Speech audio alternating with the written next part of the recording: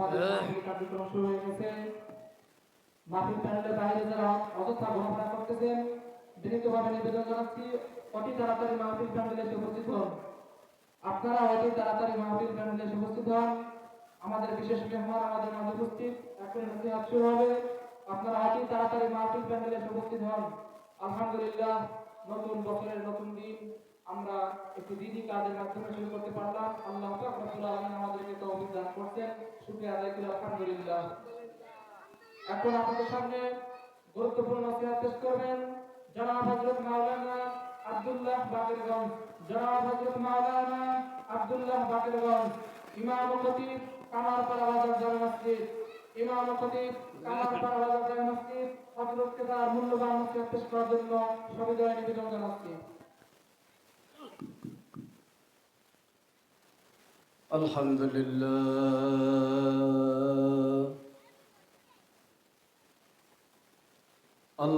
لله نحمده ونستعينه ونستغفره ونعوذ بالله من شرور أنفسنا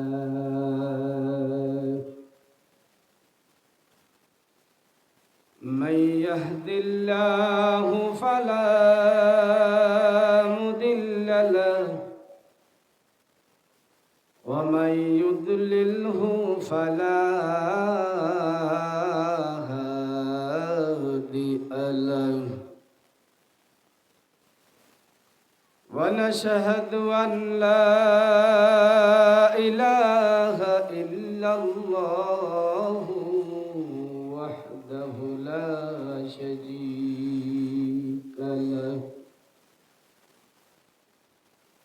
وأشهد أن محمدًا عبده ورسوله أرسله بالحق بشيرا ونذيرا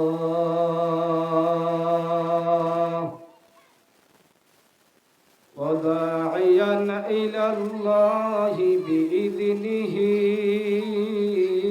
وسراجا منيرا فقد قال الله تعالى في كلامه المجيد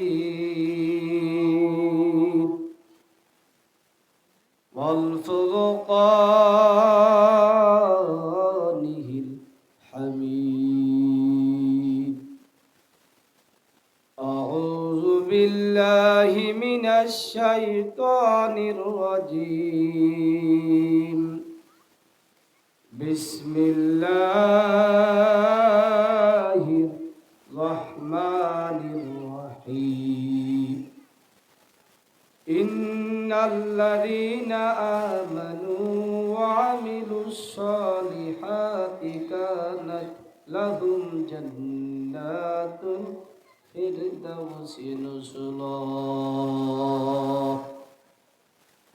يا أيها الذين آمنوا صلوا عليه وسلموا تسليما اللهم صل على سيدنا ونبينا وشفيعنا وحبيبنا مولانا محمد صلى الله عليه وعلى آله وأصحابه وبارك وسلم আল্লাহ পাক রব্বুল আলামিনের দরবারে শুকরিয়া আদায় করি যে আল্লাহ পাক রব্বুল আলামিন আপনাকে আমাকে মাগরিবের নামাজ জামাতের সাথে আদায় করার পরে দুনিয়ার ভিতরে সর্বশ্রেষ্ঠ স্থান কোরআন ও হাদিসের মজলিস জান্নাতের বাগানে কিছু সময় বসার জন্য তৌফিক দান করছেন। শুকরিয়াতান আদায় করেন আলহামদুলিল্লাহ। বাজান, দুনিয়া তো একদিন ছাড়া লাগবে, এ ঠিক না? থাকতে পারবেন? এত সুন্দর গাড়ি, এত সুন্দর বাড়ি, এত সুন্দর জায়গা জমি, কত কষ্ট করে কামাই করলেন। শখের বাড়ি, সুখের সংসার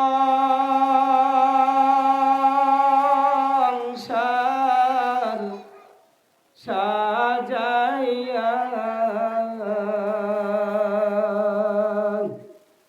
কোনদিন জানো যাইতে হবে সব ছাড়িয়া, কোনদিন জানো যাইতে হবে সব ছাড়িয়া। লাশটি আমার থাকবে পরে বাড়ির আঙিনায়, আপন যারা কাঁদবে সবে আমি না থাকা। এত কষ্ট করে কিছু করলাম, কিন্তু আমার সাথে কিচ্ছু যাবে? কিচ্ছু যাবে না। যাবে কি? ঈমান আর আমল। কি যাবে বলেন? ঈমান আর আমল। এই যে জমিদারি বলেন, মেম্বারি বলেন, সভাপতিগিরি বলেন, সেক্রেটারিগিরি বলেন, মুফতি বলেন, পীর বলেন, মুহাদ্দিস বলেন, শিক্ষিত বলেন, অশিক্ষিত বলেন, কবরে কি আর কোনো পরিচয় চলবে? যদি মুনকার নাকিরের প্রশ্নের জবাবে বলেন আমি অমুক বংশের ছেলে, কি কোনো লাভ হবে? আমি আজি সাহেব, আমি গাজী সাহেব, আমি মুফতি সাহেব, আমি পীর সাহেব, আমি সভাপতি সাহেব, এই পরিচয় কাজ হবে? হ্যাঁ, হবে না? কি কর? তো বর্তমানে তো সভাপতি হওয়ার জন্য পাগল, কি কর? তো সেক্রেটারি হওয়ার জন্য পাগল, তো মেম্বার চেয়ারম্যান হওয়ার জন্য পাগল। এই কিন্তু আল্লাহ কি পেয়েছে? ওয়ালা তামুতুন্না ইল্লা ওয়া আনতুম মুসলিমুন। অন্ধকার কবরে পীরের পরিচয় চলবে না, মেম্বারের পরিচয় চলবে না, চেয়ারম্যানের পরিচয় চলবে না, জমিদারের পরিচয় চলবে না, মুফতির পরিচয় চলবে না, পীরের পরিচয় চলবে না, মাস্টারের পরিচয় চলবে না। কে সুন্দর, কে কালো, কে টাকাওয়ালা, কে গরিব, এইটা অন্ধকার কবরে পরিচয় চলবে না। অন্ধকার কবরে একটাই পরিচয়, তুমি মুসলমান কিনা।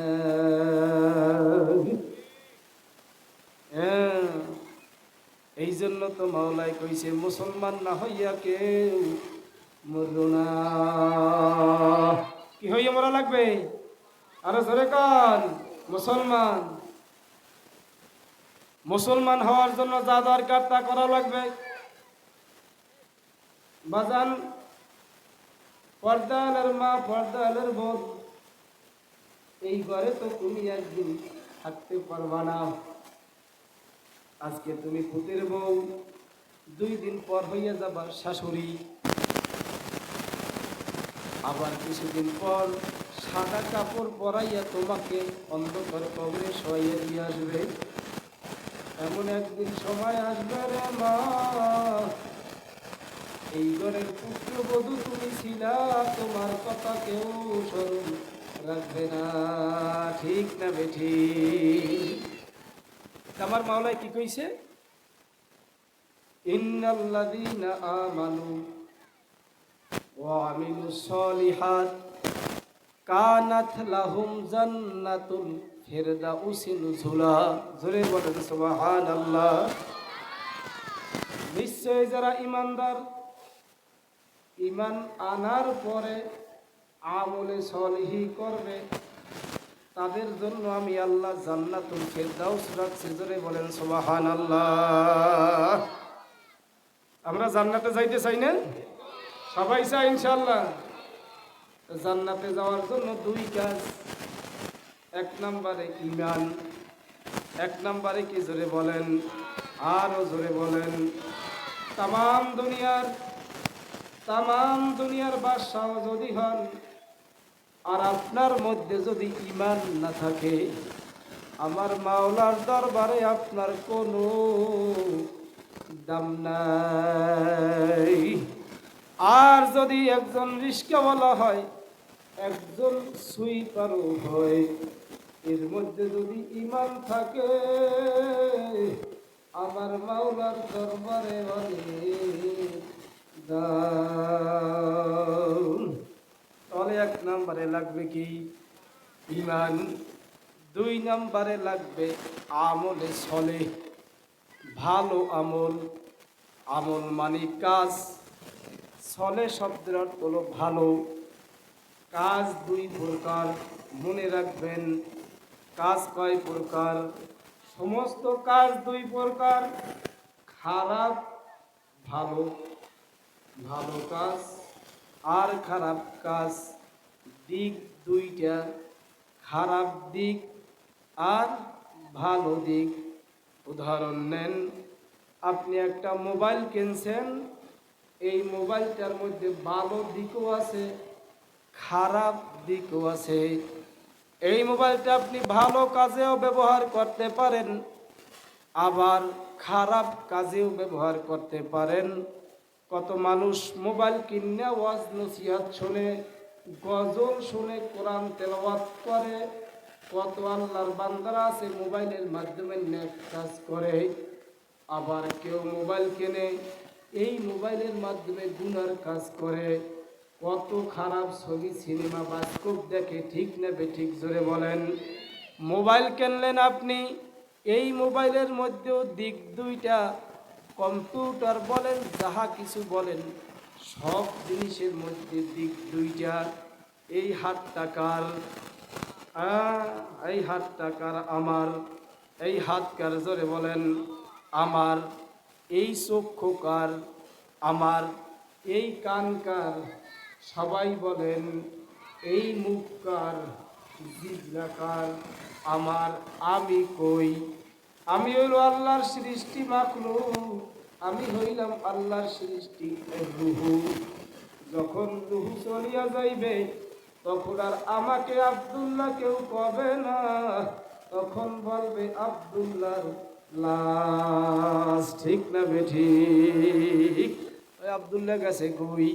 আব্দুল্লাহ চলে গেছে। তাহলে বোঝা গেল, হাত আমার, চক্ষু আমার, কান আমার, জিহ্বা আমার।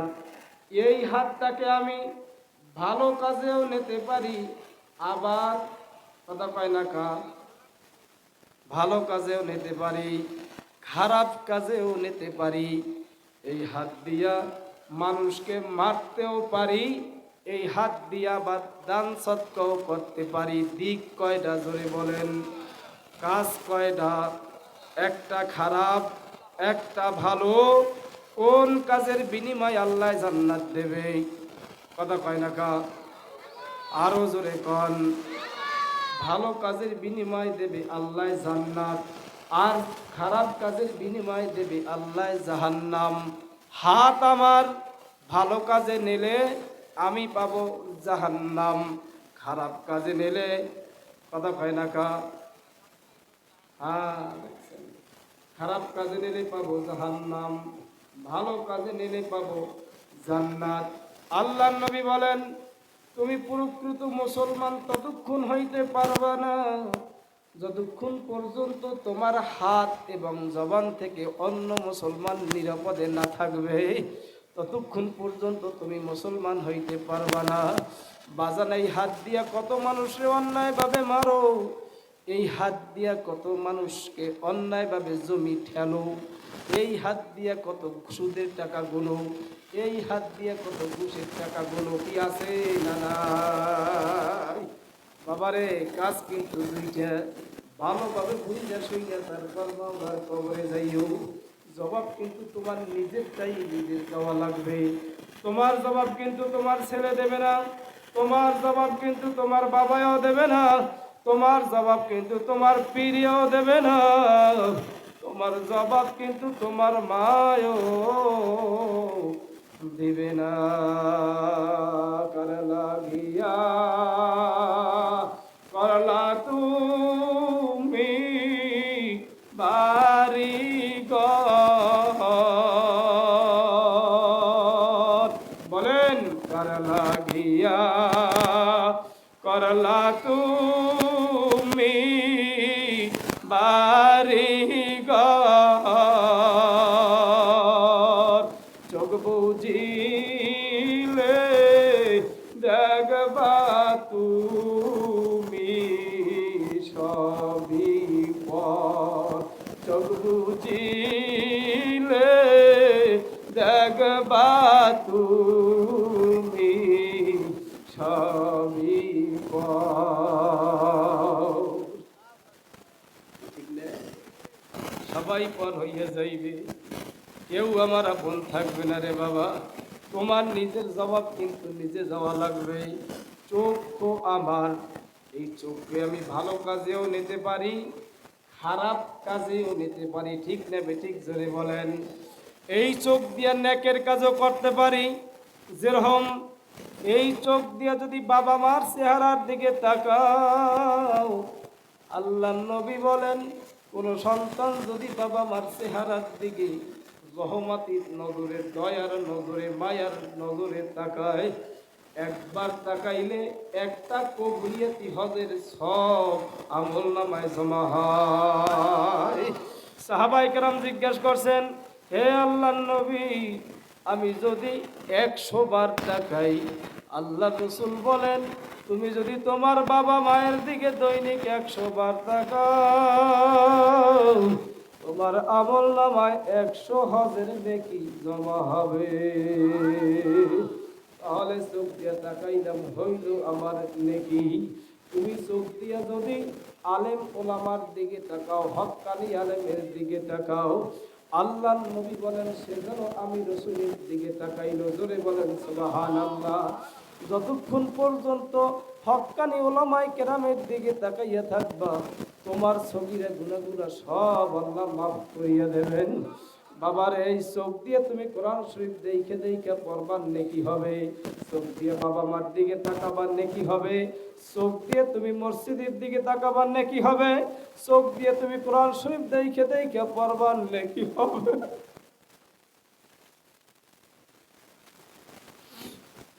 বাবার এই চোখের যে কত দাম,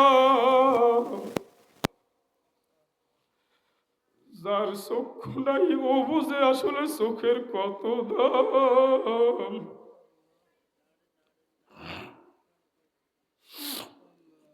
তামাম দুনিয়া বিক্রি করলে মাওলার দেওয়া চোখের মতো চোখ কোনদিন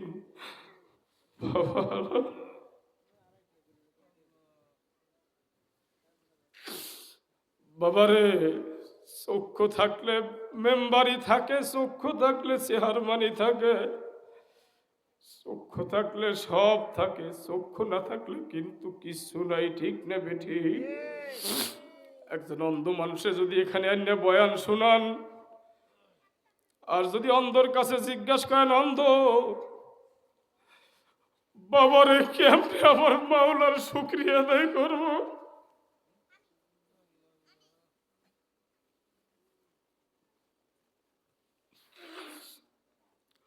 কেমনে আমার মাওলার শুকরিয়া আদায় করবো,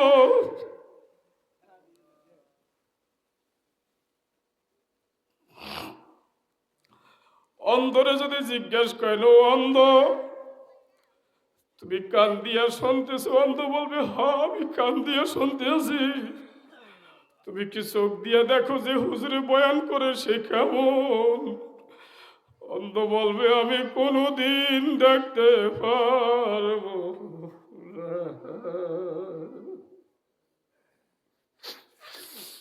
বাবারে আমার মাওলায় চক্ষু দিয়েছে, এই চক্ষের নিয়ামত কিয়ামত পর্যন্ত আদায় করলে শেষ করতে পারবা না। বাবার এই চোখ দিয়ে যদি তুমি কোরআন শরীফের দিকে তাকাও তাহলে নেকি হবে। চোখ দিয়ে যদি তুমি বাইতুল্লাহর দিকে তাকাও তাহলে নেকি হবে। এই চোখ দিয়ে যদি আমার মাওলার মাখলুকাতের দিকে তাকাও তাহলে তোমার নেকি হবে। আর তোমার স্বভাবের নেকির কারণে তুমি মাওলার জান্নাতে যাবা। পক্ষান্তরে চোখ দিয়ে যদি তুমি হারাম কাজের দিকে তাকাও, চোখ দিয়ে যদি তুমি বেপরদার দিকে তাকাও, বেহায়াপনার নারীর দিকে তাকাও। কত মসজিদের ইমাম সাহেবদেরকে দেখি মোবাইল দেখে দেখে সংবাদ পর্যন্ত দেখতেছে। আমি জিজ্ঞেস করি, বাবা সংবাদ দেখো, কোনো সংবাদ কে পড়ে? কত সংবাদ মহিলারা পড়ে, ঠিক নেবে ঠিক জোরে বলেন? সব সংবাদ কি পুরুষে পড়ে নাকি? ওই ভাই কি করেন? কয় হুজুর সংবাদ দেখি, খবর দেখি।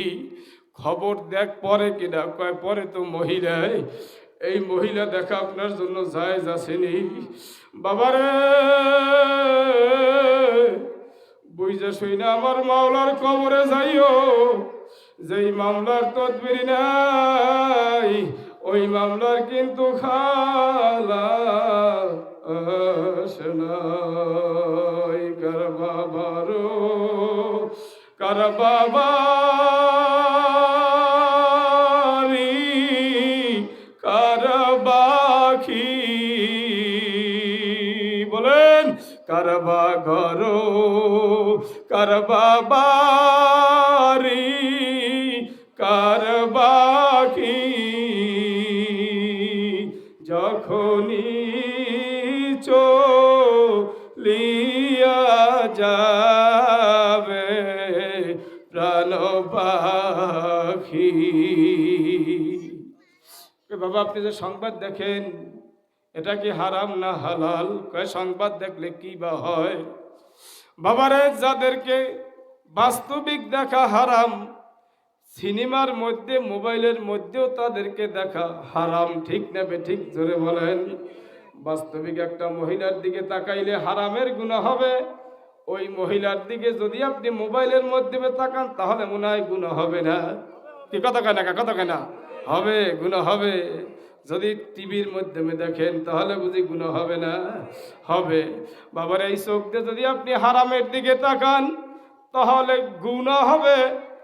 কিয়ামতের ময়দানে এই গুনার বিনিময়ে, খারাপ আমলের বিনিময়ে, খারাপ কাজের বিনিময়ে আল্লাহ কি দেবে?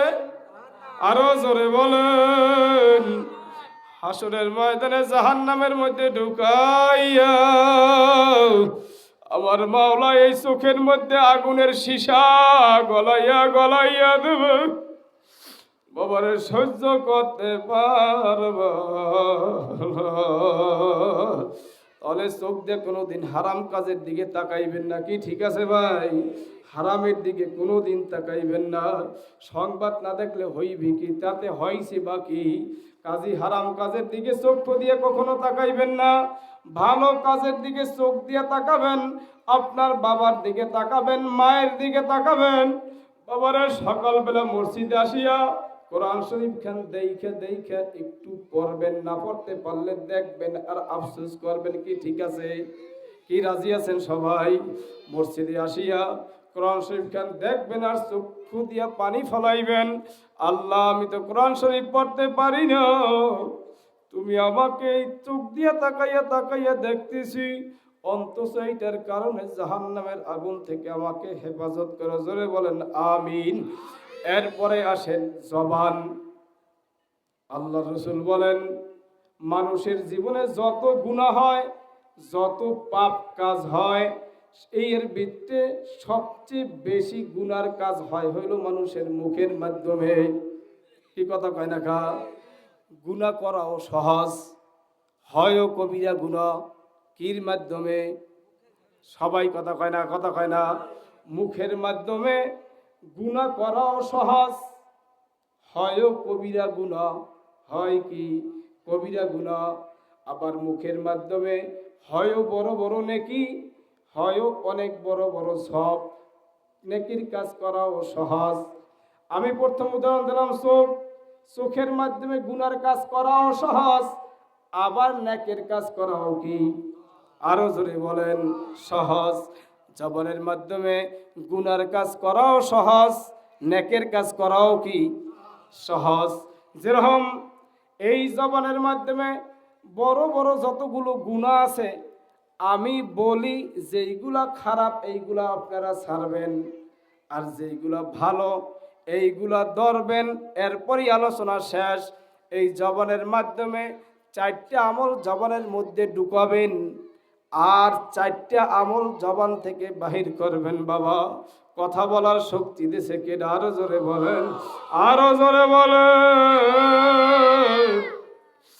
আমার মাওলায় কত বোবা বানাইছে, কথা বলার শক্তি দেয় নাই। মাওলায় তোমাকে আমাকে কথা বলার শক্তি দিয়েছে। 1 নম্বরে যেই কাজটা ছাড়বেন সেইটা হলো জবান দিয়ে মিথ্যা কথা বলবেন না। মিথ্যা কথা জবানের মাধ্যমে হয়, আর মিথ্যা বলা কবিরা গুনাহ। বলা সহজ না কঠিন? আরো জোরে বলেন। মিথ্যা কথা বলা হয় জবানের মাধ্যমে, কিন্তু কবিরা গুনাহ। আর মিথ্যা কেমন গুনাহ? মিথ্যা হইল সকল পাপের মা। আল্লাহর নবী বলেন, আসিদকু ইয়ানজি অল কিযবু ইহুলিক। সত্য মানুষকে মুক্তি দেয়, মিথ্যা মানুষকে ধ্বংস করে। ও আল্লাহর বান্দা, আল্লাহর নবী সাল্লাল্লাহু আলাইহি ওয়াসাল্লাম বলেন, ওই ব্যক্তির জন্য জান্নাতের কিনারায় আমি একটা ঘরের জিম্মাদারি হইলাম, যে ব্যক্তির শক্তি থাকা সত্ত্বেও, হকের উপরে থাকা সত্ত্বেও ঝগড়া করার সামর্থ্য আছে, তারপর ঝগড়া ছাড়িয়ে দেয়। আপনার ক্ষমতা আছে, আপনি ঝগড়া করতে পারেন, প্রতিশোধ নিতে পারেন, শক্তি আছে, এরপরও নেন নাই। ওই ব্যক্তির জন্য আল্লাহ জান্নাতের কিনারায় একটা ঘরের জিম্মাদারি হইলেন। আল্লাহর রাসূল বলতেছেন, ওই ব্যক্তির জন্য জান্নাতের মাঝখানে একটা ঘরের জিম্মাদারি হইলাম, যে ব্যক্তি ইয়ারকির ছলেও মিথ্যা কথা বলে না। কি আমরা ইয়ারকির মধ্যেও কত মিথ্যা কথা কই, কি ঠিক নেবে ঠিক? যেরকম আমার ঘরের মাছাচিরা সন্তানকে গুমলানোর জন্য বলে, ওই বাঘ আইছে, বাঘ আইছে। কি কথা ঠিক নেবে ঠিক? জোরে বলেন। আসলে কি বাঘ আইছে? কথা সত্য না মিথ্যা? আল্লাহ রাসূল এগিয়ে ইঙ্গিত করছে, তাড়াতাড়ি ঘুমা, তাড়াতাড়ি ঘুমা, ভূত আইতেছে, ভূত আইতেছে। আসলে কি ভূত আইছে? এটাও কিন্তু একটা মিথ্যা কথা। এটা কিন্তু ইয়ারকির মাধ্যমে মিথ্যা কথা। আল্লাহর নবী বলতেছেন, ওই ব্যক্তির জন্য জান্নাতের মাঝখানে একটা ঘরের জিম্মাদারি হইলাম, যে ব্যক্তি ইয়ারকির ছলেও মিথ্যা কথা বলে না। কি বলবেন? বাজান জোরে বলেন। মুখ দিয়ে কোনোদিন মিথ্যা কথা বলবেন না। মিথ্যা আপনাকে মুক্তি দিবে, মিথ্যা আপনাকে ধ্বংস করবে, সত্য আপনাকে মুক্তি দিবে। আব্দুল কাদের জিলানী রহমাতুল্লাহি আলাইহির মা আব্দুল কাদের জিলানী রহমাতুল্লাহি আলাই রওনা হইলেন বাগদাদে। তার বাবা তো দুনিয়া থেকে বিদায় হয়ে গেছে। বলতেছেন, বাবা তুমি যাও। আব্দুল কাদের জিলানী রহমাতুল্লাহ আলাইহির মা ছোট্ট বাচ্চা, 8 বছর 10 বছরের সন্তান, আমরা মাদ্রাসায় দেই কি দিই না? জোরে বলেন। চরমোনাই যাই, সারসিনা দিয়ে, সেই নেসারাবাদ দিয়ে, ছোট্ট ছোট্ট। আমার আব্বা, আমি যে সময় ক্লাস 4-এ পড়ি, ওই সময় চরমোনাই মাদ্রাসায় দিয়েছে। আব্বাও কান্দে, আমিও কান্দি, না বাড়ি যাইতেও পারি নাই। ঠিক ওইরকম ছোট্ট বালক বাগদাদে রওনা হয়েছে শিক্ষা গ্রহণ করার জন্য। কিন্তু সাথে এই জামার কলারের ভিতরে কিছু স্বর্ণ মায় দিয়ে দিয়েছে। বলতেছেন, বাবা যাও, এই স্বর্ণগুলো তোমার কাজে লাগতে পারে, কিন্তু বাবা খবরদার কখনো মিথ্যা কথা বলবা না। দেখছেন মায়ের কত সুন্দর নসিহত। বাবা খবরদার কখনো মিথ্যা কথা বলবা না। আব্দুল কাদের জিলানী রহমাতুল্লাহ আলাইহি কাফেলার সাথে রওনা হইছেন। যাইতে যাইতে যাইতে যাইতে এক জায়গায় রাত্র থাকার জন্য বিশ্রাম নিতেছে। ডাকাইতের দলে আক্রমণ করছে। কার কাছে কি আছে দাও। একজনে বলতেছে আমার কাছে কিছু নাই, আর একজনে বলতেছে আমার কাছে কিছু নাই। ওই ছোট্ট বালক আব্দুল কাদের জিলানী রহমাতুল্লাহ আলাইহি বলতেছেন আমার কাছে স্বর্ণ আছে। কোন জায়গায় আছে? আমার জামার কলারের ভিতরে আছে। ডাকাইতে সর্দার জামার কলার খুইলা দেখতেছেন জামার কলারের ভিতরে অনেকগুলো স্বর্ণ। বলতেছেন বাজান তুমি কিসের জন্য অস্বীকার করলা না? বলতেছেন আমার মাই বলছে আব্দুল কাদের মিথ্যা কথা বলবা না। আব্দুল কাদের জিলানী রাহমাতুল্লাহ আলাইহির কাছ থেকে ডাকাইতে সর্দার এই নসিহত যখন পাইল, সাথে সাথে তার সাথীদেরকে ডাক দিয়ে বলতে ও সাথীরা আয় আয় আয়, আর কোনোদিন ডাকাতি করব না। এক নম্বরে মিথ্যে কথা বলা যাইবে না, জোরে বলেন ঠিক না বেঠিক?